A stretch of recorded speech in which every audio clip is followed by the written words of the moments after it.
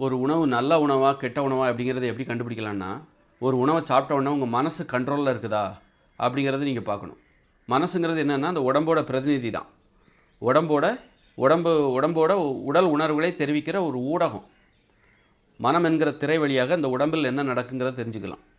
அப்போ ஒரு உணவை சாப்பிட்றீங்கன்னா அந்த உணவு நல்ல உணவா என்ன என்பதை அந்த மனசு எப்படி செயல்படுது, சாப்பிட்ட பிறகு ஒரு 2-3 மணி நேரங்களுக்கு பிறகு அந்த மனசு எப்படி செயல்படுகிறது, கெட்ட கனவு கெட்ட நினைவுகள் வருகிறதா, கெட்ட கெட்ட யோசனைகள் வருகிறதா அப்படின்னா அந்த உணவு தப்பான உணவு அப்படின்னு அர்த்தம். ஏன்னா நீங்கள் இப்போ அரிசி சாப்பிட்டா என்ன ஆகுன்னா மனசில் கெட்ட கெட்ட யோசனைகள் வரும், கெட்ட கெட்ட மனசே கெட்டு போயிடும். ஏன்னா அரிசி என்பது உங்களுக்கு நோய்களை தரும். உங்கள் உடலை அழிக்கிற ஒரு உணவை நீங்கள் சாப்பிடும் பொழுது அப்போ அந்த மனசுக்கு உடம்புக்கு ஒரு மரண பயம் ஏற்படும். ஒரு மரண பயம் ஏற்படும் பொழுது மனசு கட்டுப்படாது, அங்கே எங்கேயும் ஓடும். ஒரு இடத்துல அமைதியாக உட்காராது, ஒழுக்கமாக இருக்காது, அங்கே எங்கேயும் ஓடும். என்னடா இது, ஒரு கட்டுப்பாட்டுக்குள்ளே வராது. மரண பயத்தில் அது என்ன பண்ணும், அதை வைத்தே கண்டுபிடிச்சிடலாம். இந்த அரிசி உணவு நான் ஏன் அரிசி சாப்பிடக்கூடாதுன்னு சொல்கிறேன் அப்படின்னா, அரிசி உணவு சாப்பிட்டாக்கா மனசு கெட்டு போயிடும், கெட்ட கெட்ட யோசனைகள் வரும், கெட்ட ஆசைகள் வரும். காரணம் என்னது, அது மரண பயத்தின் அது ஒரு கட்டுப்பாட்டுக்குள்ளே இருக்க மாட்டேங்குது. அதனால தான் அது கெட்ட யோசனைகள்ங்கிறது என்ன வருது, கட்டுப்பாடுக்கு வெளியில் தான் அந்த கெட்ட யோசனைகள் வருது. ஒரு கட்டுப்பாடு என்கிற வட்டத்திற்குள் இருக்கும் பொழுது நம்ம பாதுகாப்பாக நல்ல யோசனைகள் வரும், நல்ல மனசு நல்ல மனசாக இருக்கும். நம்ம தவறான உணவு இப்போ நீங்கள் மது ஒரு ஒரு விஷத்தை குடிச்சிட்டிங்கன்னு வச்சுக்கோங்களேன், உங்கள் மனசு கட்டுப்பாட்டுக்குள்ளே இருக்காது, கண்டதையும் யோசிக்கும். இது ஒழுக்கம், இது தப்பு, இது எப்படியாவது பொழைச்சிடணும் அப்படின்னு தான் தோணும். ஒரு விஷத்தை குடிச்சிட்டிங்க அல்லது நோய் வந்துருச்சுனாலே போதும், அந்த மரண பயம், அவங்கள்ட்ட மரண பயம் இருக்கும். அப்போ அவங்க மனசு கண்ட்ரோலாகவே இருக்காது. எப்படியாவது அந்த நோயிலேருந்து நம்ம பொழைச்சிடணும், அதனால் ஒரு கட்டுப்பாட்டுக்குள்ளே இருக்குது. நீ ஆரோக்கியமாக இருந்தால் தான் கட்டுப்பாட்டுக்குள்ளே இருக்க முடியும். ஆரோக்கியமாக இருக்கணும்னா உங்களை ஆரோக்கியமாக வைக்கிற உணவுகளை சாப்பிட்டா தான் நீங்கள் கட்டுப்பாட்டோடு இருக்க முடியும். அது காய்கறிகள் பழங்கள் ஏன் நான் சாப்பிட சொல்கிறேன், பச்சையாக சாப்பிட சொல்கிறேன் காய்கறிகளை உப்பு சேர்க்காமல் அப்படின்னா, அது இப்படி தான், மனதை வைத்து தான், மனதை எப்படி செயல்படுகிறது என்பதை வைத்து தான். காய்கறிகளெல்லாம் சாப்பிட்டா மனசு கட்டுப்பாட்டாக இருக்கும். ஏன்னா காய்கறிகள்னால உங்கள் உடம்புக்கு நன்மை தான் ஏற்படும், தீங்கு ஏற்படாது. அதனால தான் மனசு தைரியமாக இருக்கும், மரண பயம் ஏற்படாது மனசுக்கு. அதுவே நீங்கள் ஒரு சிகரெட் பிடிச்சிங்கன்னா கண்ட்ரோலாகவே இருக்காது. ஏன்னா சிகரெட் உங்களை அழிக்கும், அப்போ மரண பயம் வந்துடும். மரண பயம் ஒரு கட்டுப்பாடற்ற மனதை உருவாக்கும். அதுபோல் மாமிசம் சாப்பிட்டா, மதுபானம் மருந்தினால் மனசு அவங்க கட்டுப்பாடாகவே இருக்க மாட்டாங்க. அவங்க மனதும் சரி அவங்க வாழ்க்கையும் சரி கட்டுப்பாடாகவே இருக்குது. காரணம் மரண பயம்தான் காரணம்.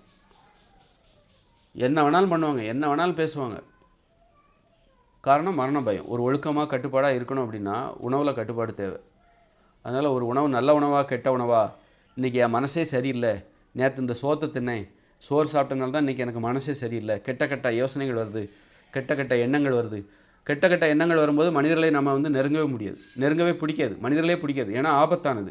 ஒரு கெட்ட யோசனையோட ஒரு பெண்ணை நெருங்க வேண்டும் என்றால் ஒரு ஆண் அவனுக்கு நல்ல எண்ணம் இருந்தால் ஈஸியாக நெருங்கிடுவான் தைரியமாக. ஏன்னா அவனுக்கு எந்த தப்பான எண்ணமும் கிடையாது.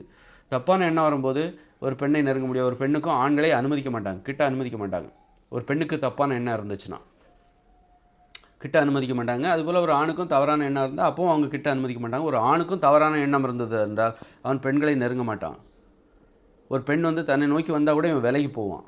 அதுதான் பார்த்தீங்கன்னா இன்றைக்கி மனிதர்கள் ஏன் தனியாக இருக்காங்க அப்படின்னா, உண்ணுகிற உணவு தப்பாக இருக்குது. சோறு சாப்பிட்றாங்க, அரிசி உணவுகளை சாப்பிடுவதால் மனிதர்களை நெருங்க விடாமல் மனிதர்களை தனிமைப்படுத்திக் கொள்கிறார்கள். உறவுகளை விரும்பலை. அதனால தான் நகரத்துக்கு போகிறான், அங்கே போகிறான், வெளிநாட்டுக்கு போகிறது எல்லாமே அடிப்படையில் உறவுகளை விட்டு விலகுகிறார்கள். காரணம் இவர்களிடம் ஒரு குற்ற உணர்ச்சி இருக்குது. இவர்கள் தப்பானவர்களாக இருக்கிறார்கள். தப்பான உணவுகளை சாப்பிடுவதால் மனம் கெட்டு போய்விட்டது. அதனால தான் உறவுகளை நெருங்க விட மாட்டேன்றாங்க, உறவுகளிலிருந்து விலகுறாங்க, தனிமைப்படுத்திக்கிறாங்க. உறவுகளை தெரிஞ்சவங்களை பார்த்தாலே சிலர் பார்க்காத மாதிரி போயிடுவாங்க. அந்த காரணம் என்னென்னா குற்ற உணர்ச்சி. உறவுகளை நெருங்க வேண்டும் என்றால் நம்ம ஒரு தூய்மையானவராக இருக்க வேண்டும். அப்போ தான் உறவுகளை நெருங்குகிற அந்த தகுதி நமக்கு இருக்கும். தூய்மையானவருங்கிறது நல்ல உணவு கட்டுப்பாடு மூலமாக தான் நமக்கு மனசை சுத்தப்படுத்துறதுக்கு. நீ தியானம்லாம் பண்ண தேவையில்லை, இமயமலையெல்லாம் போக தேவையில்லை. உணவில் கட்டுப்பாடாக இருங்கள், உங்கள் மனது சுத்தமாக இருக்கும். அப்போ மனது சுத்தமாக இருந்தால் உறவுகளை எதிர்கொள்ளலாம், தனிமையை நம்ம விரும்ப மாட்டோம். அப்போ அந்த மனதை சுத்தப்படுத்துவதற்கான உணவு எது?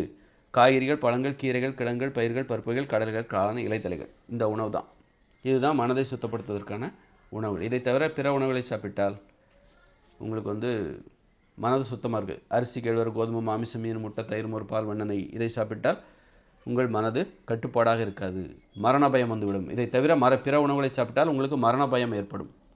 மரண பயம் ஏற்படும் போது அந்த மனதும் உடம்பும் கட்டுப்பாடாகவே இருக்காது, அங்கே ஓடும், இங்கே ஓடும்.